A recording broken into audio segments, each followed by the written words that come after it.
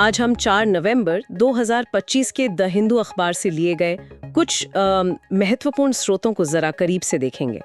हमारा मकसद है इन थोड़े जटिल विषयों से सबसे जरूरी जानकारी और अंदरूनी बातें निकालना है, ताकि कम समय में एक ठोस समझ बन सके।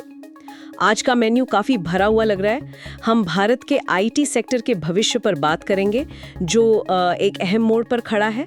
फिर समझेंगे कि ऊर्जा बचाना मतलब एनर्जी एफिशिएंसी क्यों इतनी ज़रूरी है। इसके बाद खुले समुद्र की जैव विविधता बचाने वाली हाई सीज संधि, उसकी राह में क्या रोड़े हैं, इस पर नज़र डालेंगे। हम मानव कंप्यूटर शकुंतला देवी की असाधारण कहानी को भी याद करेंगे। साथ ही ग्रेट निकोबार द्वीप पर प्रस्तावित विशाल परियोजना से जुड़े विवादों को समझेंगे। भारत और बहरीन के बीच हुई हालिया बातचीत के क्या मायने हैं, और ये डिजिटल अरेस्ट, ये क्या बला है जिसके मामले बढ़ते जा रहे हैं। आखिर में सूडान के गृह युद्ध में यूएई की कथित भूमिका पर भी बात करेंगे। सबसे पहले बात भारत के आईटी सेक्टर की। ये वो सेक्टर है जिसने भारत की ग्रोथ स्टोरी में आप कह सकती हैं एक बड़ा किरदार निभाया है, लेकिन अब लगता है जैसे ये एक चौराहे पर आ गया है। वित्त वर्ष 25 में एक्सपोर्ट करीब $224.4 बिलियन रहा, जो सुनने में तो अच्छा लगता है, पर हाँ, बदलाव की आहट साफ सुनाई दे रही है। बिल्कुल, ये चौराहा शब्द यहाँ बहुत सटीक है। इसके पीछे कई वजह काम कर रहे हैं। सबसे बड़ी वजह है एआई और ऑटोमेशन का बढ़ता दखल, खासकर कोडिंग और टेस्टिंग जैसे कामों में। इससे कंपनियों पर मार्जिन बचाने का दबाव बढ़ रहा है। दूसरा टैलेंट का मसला है। अब machine learning engineering, cloud computing और यहाँ तक कि एआई को सही सवाल पूछने प्रॉम्प्ट इंजीनियरिंग जैसी नई स्किल्स की भारी मांग है और सप्लाई में कमी है। तीसरा जियोपॉलिटिक्स, जैसे कि डेटा लोकलाइजेशन, किस देश का डेटा कहाँ स्टोर होगा, ये भी नई चुनौतियां ला रही हैं। वो पुराना फॉर्मूला, यानी बड़े पैमाने पर काम और कम लागत वाले कर्मचारी, अब शायद काफी नहीं है। हाँ, और कुछ आंकड़े इस कहानी को और उभारते हैं। इंडस्ट्री में लगभग 5.6 से 5.8 मिलियन लोग काम करते हैं। नैस्कॉम ने वित्त वर्ष 25 में करीब 1,26,000 नई नौकरियों का अनुमान लगाया था, पर हायरिंग धीमी पड़ गई। 2025 में साइलेंट लेऑफ, बिना शोर शराबे के छटनी, इसकी खबरें भी आईं, जैसे टीसीएस में करीब 12,000 लोगों ने खुद ही नौकरी छोड़ी। वो स्वैच्छिक कटौती थी। ये सिर्फ बाजार के उतार चढ़ाव का मामला नहीं लगता, कुछ गहरा बदल रहा है ना। जी हाँ, और अगर इंडस्ट्री ने तेजी से कदम नहीं उठाए तो जोखिम भी है। मिड कैरियर अपने करियर के बीच में पहुंचे कर्मचारियों के लिए मुश्किल खड़ी हो सकती है अगर वो नई स्किल्स नहीं सीखते। कंपनियों के लिए भी खतरा है कि अगर वो सिर्फ सर्विस देने के बजाय खुद के प्रोडक्ट्स या इंटेलेक्चुअल प्रॉपर्टी आईपी से कमाई नहीं बढ़ाती तो उनका मुनाफा कम होगा और ग्रोथ धीमी पड़ जाएगी।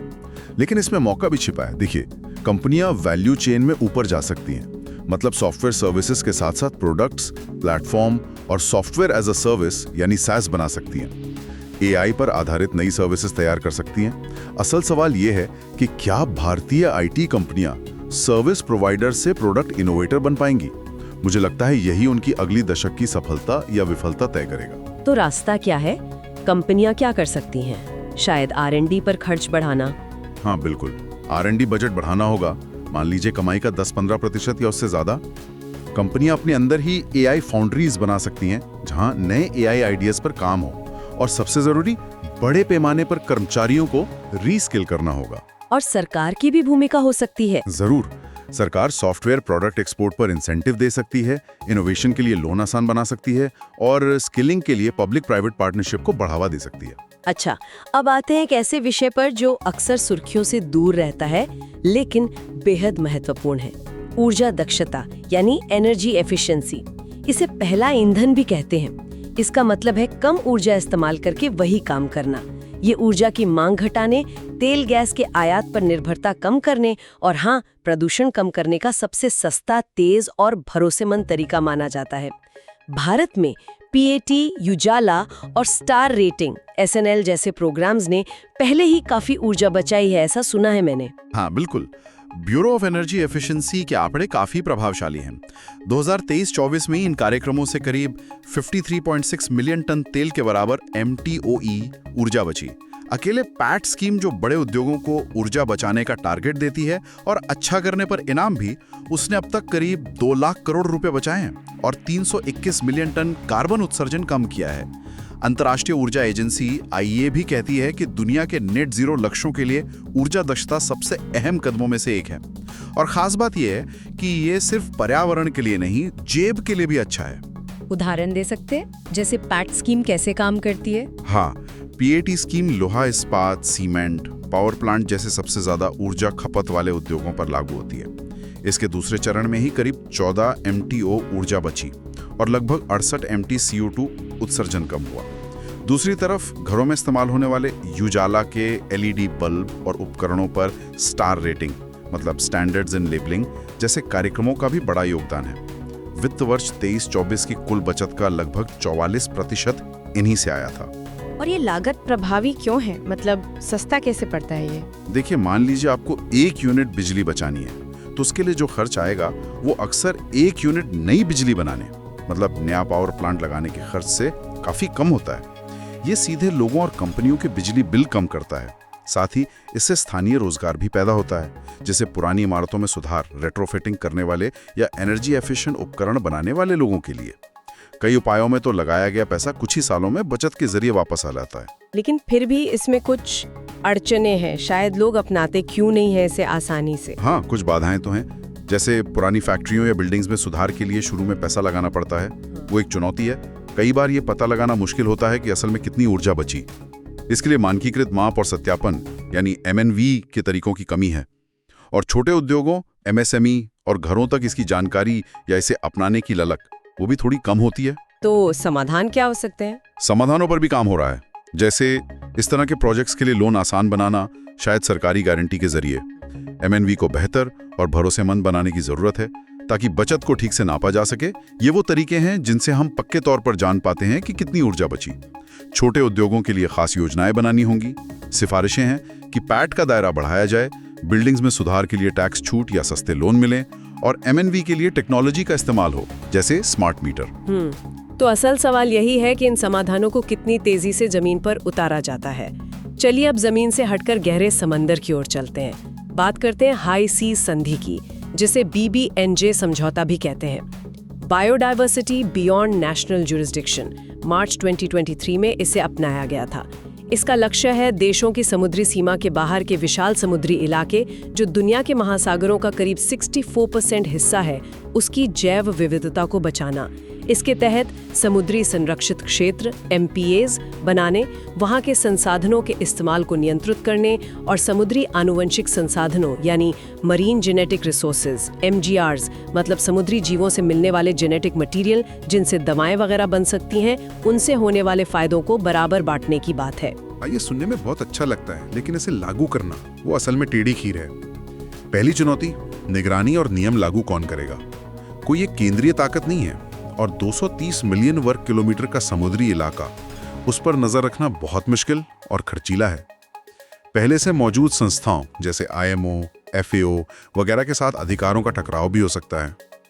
दूसरी बड़ी चुनौती है MGRs को लेकर। विकसित देश चाहते हैं कि इनसे बनने वाली खोजों पर बौद्धिक संपदा अधिकारों, मतलब पेटेंट वगैरह, जबकि विकासशील देश इन्हें मानव जाति की साझी विरासत मानते हैं और फायदों में बराबर हिस्सा चाहते हैं। ये बंटवारा कैसे होगा, इसका कोई साफ फॉर्मूला अभी तक नहीं है। और भी दिक्कतें हैं ना, फंडिंग वगैरह की? बिल्कुल। तीसरी, पैसा कहाँ से आएगा? इन संरक्षित क्षेत्रों की देखभाल और निगरानी के लिए भारी फंड चाहिए, पर कोई पक्का वैश्विक कोष नहीं बना है। चौथी, ये संधि समुद्र के कानून पर संयुक्त राष्ट्र संधि UN क्लॉज जैसे मौजूदा कानूनों के साथ कैसे तालमेल बिठाएगी, ये भी देखना होगा। टकराव की संभावना है। पांचवी, इसे लागू होने के लिए कम से कम 60 देशों का इसे मंजूरी देना यानी रैटिफाई करना जरूरी है और ये गिनती अभी पूरी नहीं हुई है। अमेरिका, चीन, रूस जैसे बड़े समुद्री देशों ने अभी तक हामी नहीं भरी है। और आखिरी, तकनीक का अंतर। विकासशील देशों के पास अक्सर खुले समुद्र में निगरानी रखने या वैज्ञानिक रिसर्च करने की क्षमता कम होती है। तो कुल मिलाकर ये संधि इस बात की परीक्षा है कि क्या दुनिया के देश मिलकर अपने साझा समुद्री खजाने को बचा पाएंगे या ये सिर्फ कागजों पर रह जाएगी। और ये जरूरी क्यों है? आखिर हाई सीज की इतनी चिंता क्यों? क्योंकि हमारे महासागर संकट में हैं। दुनिया के 90% मछली भंडारों का या तो जरूरत से ज्यादा शिकार हो चुका है या वे खतरे में हैं। क्लाइमेट चेंज से समुद्र गर्म हो रहे हैं, ज्यादा एसिडिक हो रहे हैं, जो समुद्री जीवन के लिए खतरा है। और MGRs, उनका भविष्य में अरबों डॉलर का आर्थिक महत्व हो सकता है, नई दवाओं वगैरह के लिए। तो आगे का रास्ता क्या है? कैसे सफल होगी ये संधि? देखिए, रास्ता तो यही है कि देश जल्दी से मंजूरी दें। इसके लिए एक समर्पित फंड बने, MGRs के फायदे बांटने का एक पारदर्शी और न्यायपूर्ण तरीका निकले, और निगरानी के लिए सैटेलाइट जैसी तकनीक और डेटा साझा करने में अंतर्राष्ट्रीय सहयोग बढ़े, तभी कुछ बात बनेगी। अब समंदर की गहराइयों से निकलकर मानवीय प्रतिभा की ऊंचाइयों पर आते हैं। बात करते हैं मानव कंप्यूटर शकुंतला देवी की। उनका नाम शायद हम सबने सुना ही है। 1929 में जन्मी और 2013 में गुजरी शकुंतला देवी अपनी दिमागी गणना के अद्भुत क्षमता के लिए जानी जाती थीं। एक दिलचस्प किस्सा है, 18 जून 1980 को लंदन के इंपीरियल कॉलेज में उन्होंने 13 अंकों वाली संख्याओं का गुणा सिर्फ 28 सेकंड में कर दिया था। ये गिनेस वर्ल्ड रिकॉर्ड है, वाकई कमाल। उनका जन्म बैंगलोर में हुआ और कहते हैं सिर्फ 3 साल की उम्र में ही उनकी ये अनोखी प्रतिभा दिखने लगी थी। उनके पिता सर्कस में काम करते थे, उन्होंने इसे पहचाना। शकुंतला देवी ने दुनिया भर की यूनिवर्सिटीज में प्रदर्शन किए, गणित के प्रोफेसरों और शुरुआती कंप्यूटरों को भी हैरान कर दिया था। उन्होंने गणित को मजेदार बनाने वाली कई किताबें लिखी, जैसे figuring the Joy of numbers.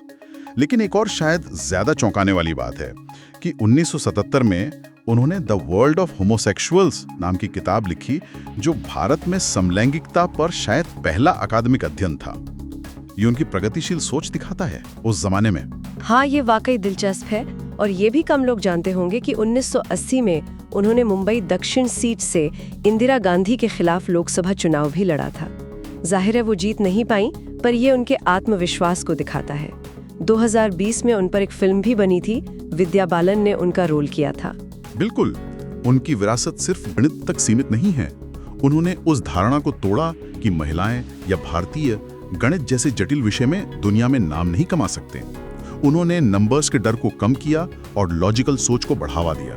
वो सिर्फ एक कैलकुलेटिंग जीनियस नहीं थी, बल्कि भारत की बौद्धिक क्षमता और मानवीय मन की असीम संभावनाओं का प्रतीक बन गई। चलिए अब एक ऐसे मुद्दे पर आते हैं जहां विकास और पर्यावरण के बीच सीधी टक्कर दिख रही है। ग्रेट निकोबार परियोजना।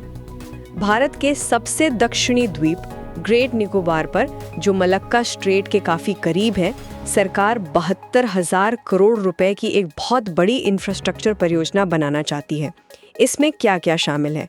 गैलाथिया बे में एक विशाल अंतर्राष्ट्रीय ट्रांसशिपमेंट पोर्ट, करीब 16 मिलियन कंटेनर हर साल हैंडल करने की क्षमता।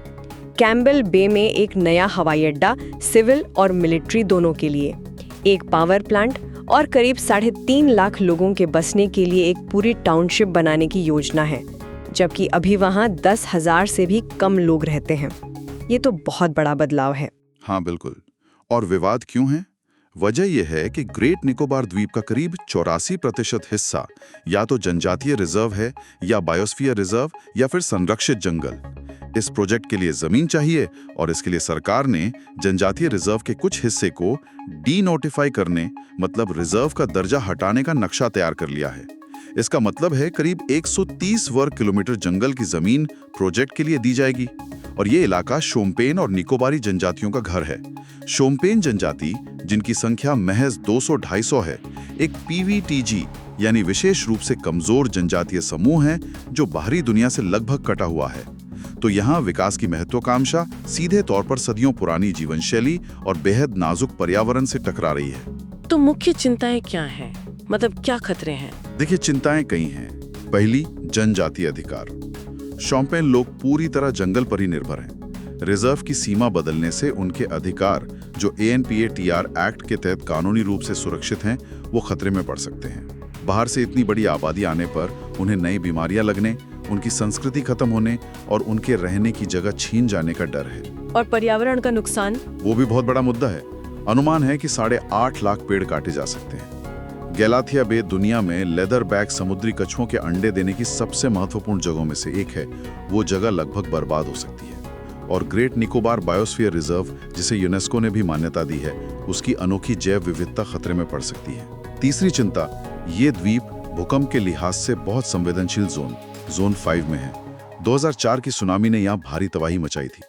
इतने बड़े निर्माण से क्या खतरा और बढ़ जाएगा, ये भी एक सवाल है। लेकिन सरकार का क्या कहना है इस पर? उनका पक्ष क्या है? सरकार का तर्क है कि ये प्रोजेक्ट राष्ट्रीय महत्व का है और इससे देश की रणनीतिक और आर्थिक स्थिति मजबूत होगी।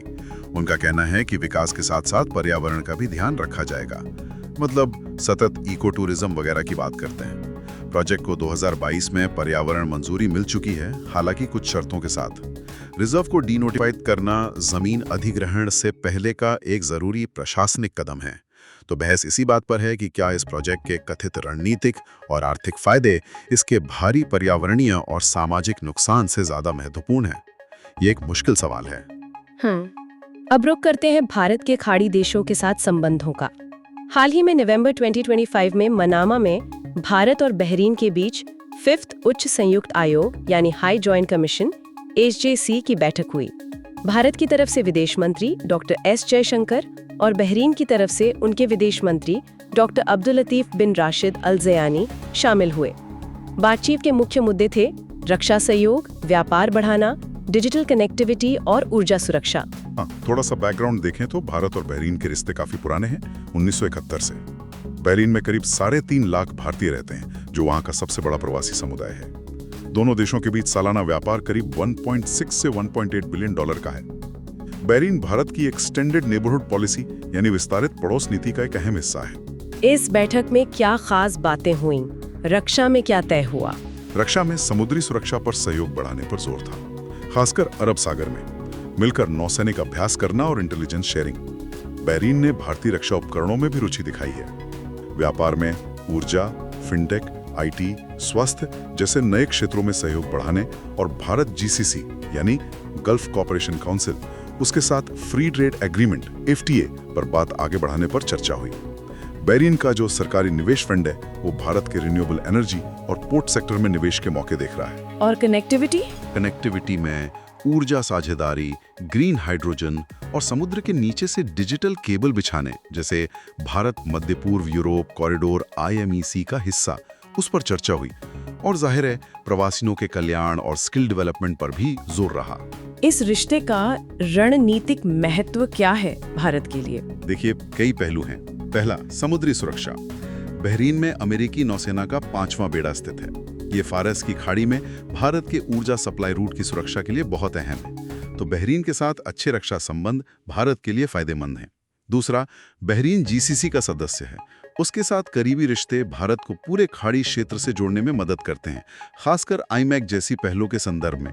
तीसरा, खाड़ी में चीन का प्रभाव बढ़ रहा है। ऐसे में बहरीन जैसे पारंपरिक दोस्तों के साथ रिश्ते मजबूत करना भारत की रणनीतिक मौजूदगी को संतुलित करता है। हाल में रक्षा सहयोग MOU का नवीनीकरण और बहरीन का भारत की UP रुपए में रुचि दिखाना भी सकारात्मक संकेत है। ये दिखाता है कि भारत खाड़ी देशों के साथ सिर्फ तेल खरीदने वाले रिश्ते से आगे बढ़कर एक गहरी स्ट्रेटेजिक साझेदारी बना रहा है। अगला विषय बेहद चिंताजनक है और शायद हम में से किसी के भी साथ हो सकता है। ये digital arrest scam. Supreme court ने हाल ही में इस पर गहरी चिंता जताई है।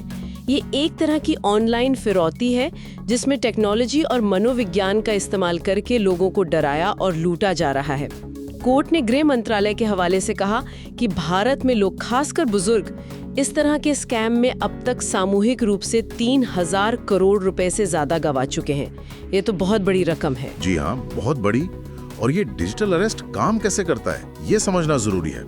फ्रॉड करने वाले लोग खुद को CBI, पुलिस, ED जैसे किसी सरकारी एजेंसी का बड़ा अधिकारी बताते हैं। वो वीडियो कॉल करते हैं या नकली नोटिस भेजते हैं और शिकार को डराते हैं कि उनका नाम किसी बड़े अपराध जैसे मनी लॉन्ड्रिंग या ड्रग्स केस में आ गया है। फिर वो कहते हैं कि जांच के लिए या उनके पैसे को सुरक्षित रखने के लिए उन्हें फौरन पैसा ट्रांसफर करना होगा। कई बार वे पीड़ित को घंटों तक वीडियो कॉल पर ही रखते हैं, कहीं जाने नहीं देते। इसी को डिजिटल अरेस्ट या डिजिटल कैद कहा जा रहा है। असल में ये पैसा स्कैमर्स के कंट्रोल वाले खातों में जाता है, जिन्हें अक्सर म्यूल अकाउंट्स कहते हैं। ये वो बैंक खाते हैं जिन्हें धोखेबाज दूसरों के नाम पर इस्तेमाल करते हैं पैसा छुपाने के लिए।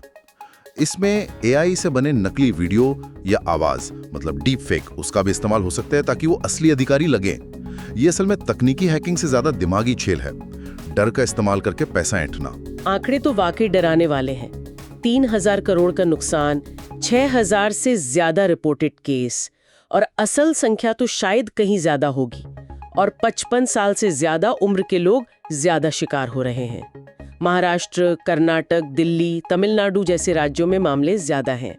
रिपोर्ट करने के लिए सरकार का पोर्टल cybercrime.gov.in और हेल्पलाइन 1930 है। और ये मामले बढ़ क्यों रहे हैं? एक तो एआई और डीप फेक टूल्स आसानी से उपलब्ध हैं, जिनसे फ्रॉड ज्यादा विश्वसनीय लगते हैं।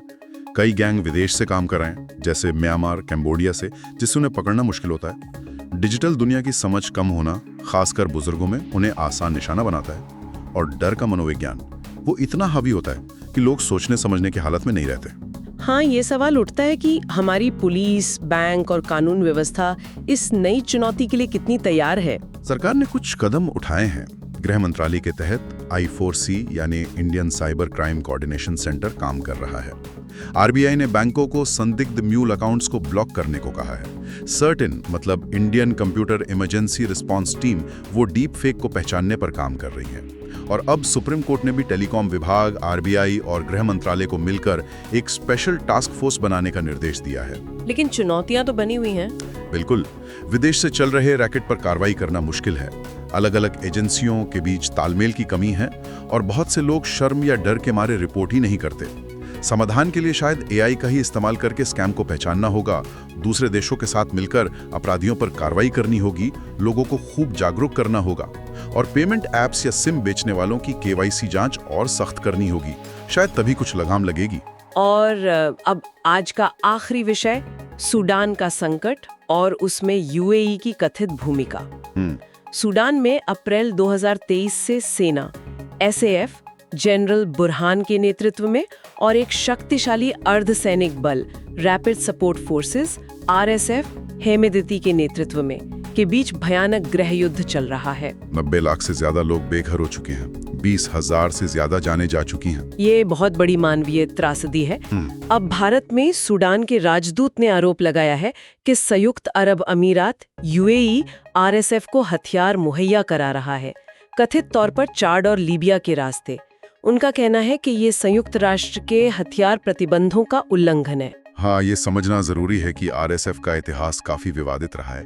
वे दारफूर में जनजावीद मिलिशिया से उभरे थे, जिन पर मानवाधिकार हनन के गंभीर आरोप थे। बाद में उन्हें सरकारी बल में शामिल किया गया, पर वे काफी हद तक स्वायत्त बने रहे।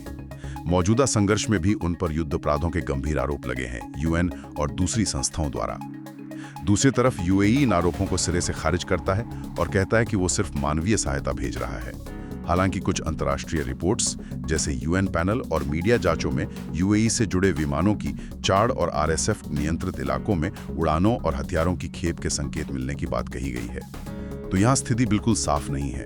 आरोप और खंडन दोनों हैं और हमें दोनों पक्षों को देखना होगा बिना किसी नतीजे पर पहुंचे। इस संघर्ष के पीछे बड़ी क्षेत्रीय राजनीति भी है, ऐसा लगता है। जी हाँ, बिल्कुल। कुछ जानकार मानते हैं कि ये एक बड़ी क्षेत्रीय शक्ति प्रतिस्पर्धा का हिस्सा है। जैसे यूएई लाल सागर के बंदरगाहों पर अपना असर बढ़ाने के लिए शायद आरएसएफ का समर्थन कर रहा है, जबकि मिस्र जैसे देश अपनी सीमा सुरक्षा के लिए साफ का। रूस के वैगनर ग्रुप का भी नाम सोने के व्यापार और हथियारों में आता रहा है। इसका असर लाल सागर की शिपिंग लेन पर भी पड़ सकता है।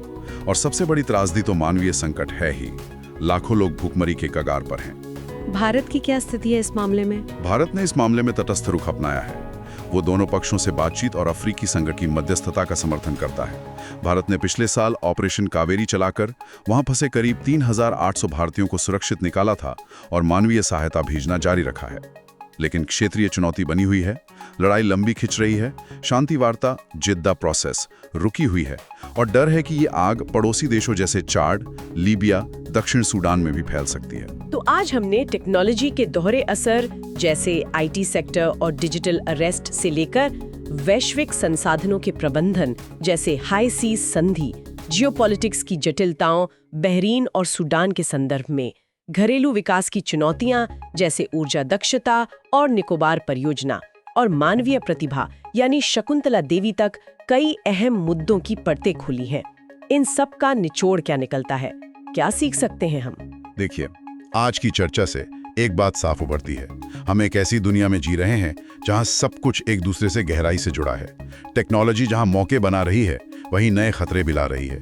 वैश्विक संसाधन, चाहे वो समंदर हो या साइबर स्पेस, उनके प्रबंधन के लिए नए नियमों और सहयोग की जरूरत है। भू राजनीति लगातार बदल रही है और उसके असर दूर तक जाते हैं। और इन सब के बीच शासन, सुरक्षा और बराबरी जैसे बुनियादी सवाल और जटिल होते जा रहे हैं। इन सभी मामलों में, चाहे वो टेक्नोलॉजी का प्रबंधन हो, संसाधनों का बंटवारा हो या संघर्षों का समाधान, दूरदर्शिता और मिलकर काम करने की जरूरत पहले से कहीं ज्यादा महसूस होती है। इस गहरी पड़ताल में हमारे साथ रहने के लिए धन्यवाद। उम्मीद है ये जानकारी सोचने पर मजबूर करेगी और उपयोगी साबित होगी। जाते जाते एक सवाल सोचने के लिए छोड़ जाती हूँ। हम उस बढ़ती जटिलता को कैसे संभालेंगे जहाँ एक तरफ स्थानीय विकास की बड़ी बड़ी योजनाएं हैं, जैसे ग्रेट निकोबार परियोजना, और दूसरी तरफ वही योजनाएं वैश्विक रणनीतिक हितों और हमारे ग्रह की नाजुक सेहत से सीधे टकराती हैं। ये संतुलन कैसे बनेगा, इस पर विचार जरूर कीजिएगा।